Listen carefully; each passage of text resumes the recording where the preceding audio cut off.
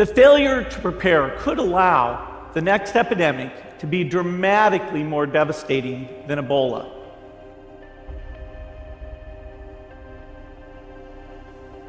The nature of the virus. Ebola does not spread through the air. And by the time you're contagious, most people are so sick that they're bedridden. Third, it didn't get into many urban areas, and that was just luck.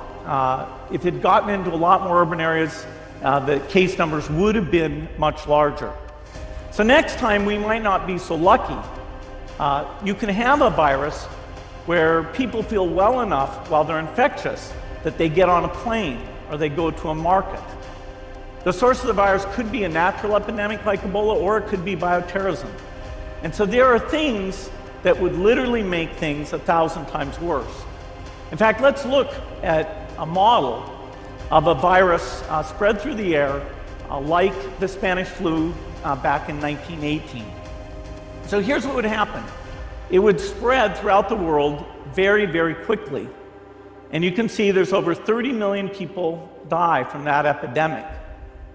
So this is a serious problem. There is no magic cure for this virus. Antibiotics work on bacteria, not viruses. We have been exposed to many hundreds of viruses throughout our life. And how do we get well? By a strong immune system. So I'm going to teach you the best things that you can do to keep your immune system strong.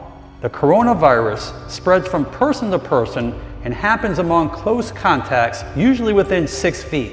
Person-to-person spread is thought to occur mainly in respiratory droplets produced when an infected person coughs or sneezes, similar to how influenza and other respiratory pathogens spread. So if it's this virus or any other virus, we need to take precautions to prevent the spread of these infectious viruses that can affect our health. I'm going to explain things that you must do to keep yourself healthy. You want to wash your hands often with soap and water for at least 20 seconds, especially after going to the bathroom, before eating, and after blowing your nose, coughing, or sneezing. If soap and water are not readily available, use an alcohol-based hand sanitizer with at least 60% alcohol. Always wash your hands with soap and water if your hands are visibly dirty. Avoid touching your eyes, nose, and mouth with unwashed hands. Avoid close contact with people who are sick. Stay home when you are sick.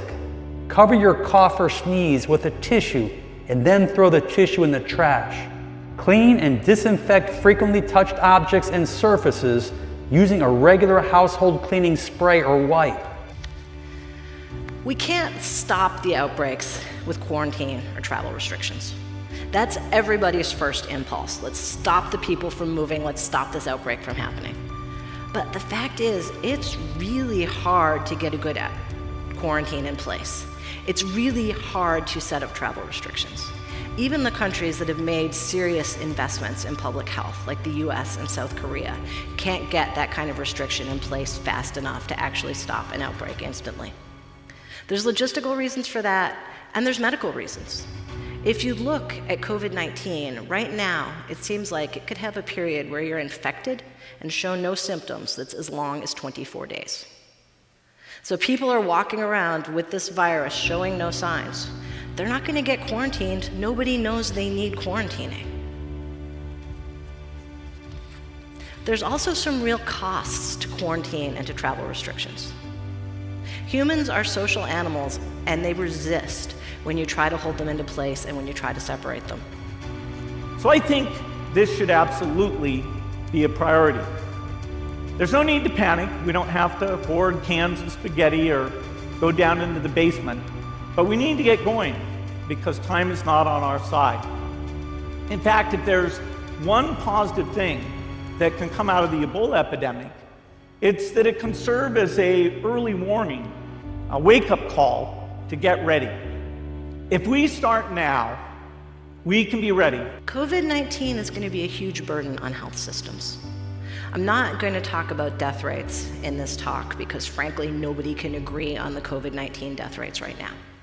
But one number we can agree on is that about 20% of people infected with COVID-19 are going to need hospitalization. Our US medical system can just barely cope with that. But what's going to happen in Mexico? COVID-19 has also revealed some real weaknesses in our global health supply chains. Just-in-time ordering, lean systems are great when things are going well. But in a time of crisis, what it means is we don't have any reserves. If a hospital or a country runs out of face masks or personal protective equipment, there's no big warehouse full of boxes that we can go to get more. You have to order more from the supplier, you have to wait for them to produce it, and you have to wait for them to ship it, generally from China. That's a time lag at a time when it's most important to move quickly of the situation and the way they expect the virus to move. I want to close here with some personal advice. Wash your hands. Wash your hands a lot. I know you already wash your hands a lot because you're not disgusting, but wash your hands even more. Set up cues and routines in your life to get you to wash your hands. Wash your hands every time you enter and leave a building. Wash your hands when you go into a meeting and when you come out of a meeting. Get rituals there based around hand washing. Sanitize your phone. You touch that phone with your dirty, unwashed hands all the time. I know you take it into the bathroom with you. Your immune system health depends on the lifestyle choices that you make every day. By supporting your body's own natural ability to defend itself against pathogens, you will not only have resistance to colds and flus, but to other infectious illness that comes your way.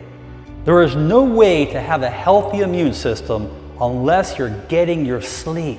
Those that don't get enough sleep are more likely to get sick after being exposed to a virus. Lack of sleep can also affect how fast you recover if you do get sick. We're not ready for the next epidemic. Let's look at Ebola. I'm sure all of you read about it in the newspaper. Lots of tough challenges. I followed it carefully through the case analysis tools we use to track polio eradication. And as you look at what went on, the problem wasn't that there was a system that didn't work well enough.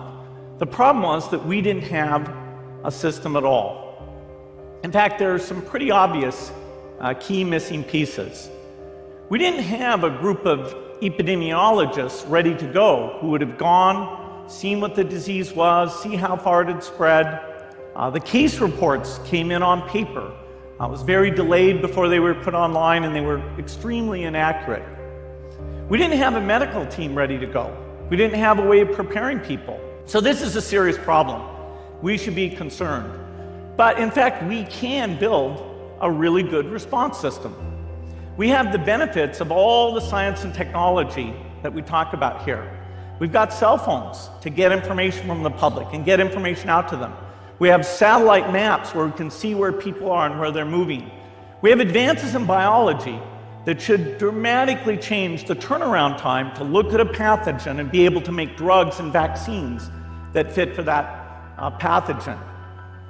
So we can have tools, but those tools need to be put into an overall global health system, and we need preparedness. If you think you have symptoms of COVID-19, stay home, call your doctor for advice.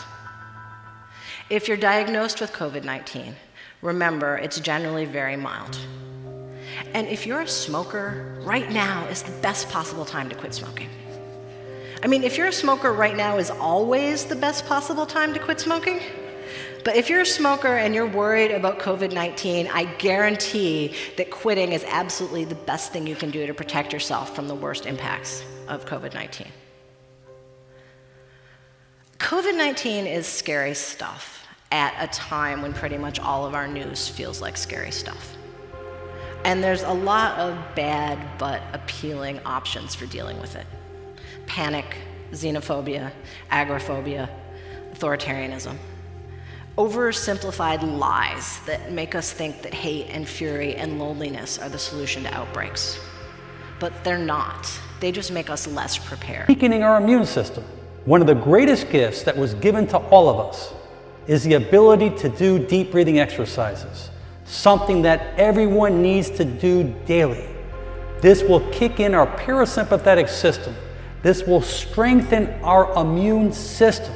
Box breathing, practiced by the Navy SEALs, has been proven to reduce stress and anxiety, as well as building your immune system. We saw in the Ebola outbreak that as soon as you put a quarantine in place, people start trying to evade it. Individual patients, if they know there's a strict quarantine protocol, may not go for health care because they're afraid of the medical system or they can't afford care and they don't want to be separated from their family and friends. Politicians, government officials, when they know that they're going to get quarantined if they talk about outbreaks and cases, may conceal real information for fear of triggering a quarantine protocol. And of course, these kinds of evasions and dishonesty are exactly what it makes it so difficult to track a disease outbreak. There is lots of anxiety and panic going around worldwide because of this coronavirus, the main symptoms being shortness of breath, coughing, and fever. Before symptoms can even arise, it may be 2 days up to 14 days, as investigation is still underway. But you are going to learn something very favorable and positive in this video for you and your family. My mission is to give you the tools to take away the anxiety so you and your loved ones can relax and enjoy life. Today, the greatest risk of global catastrophe doesn't look like this. Instead, it looks like this.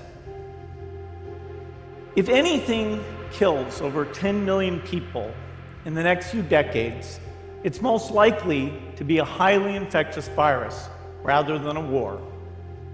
Not missiles, but microbes. It's depressing, but it's not surprising. Global health experts, when they talk about the scenario of new viruses, this is one of the scenarios that they look at. We all hoped we'd get off easy, but when experts talk about viral planning, this is the kind of situation and the way they expect the virus to move.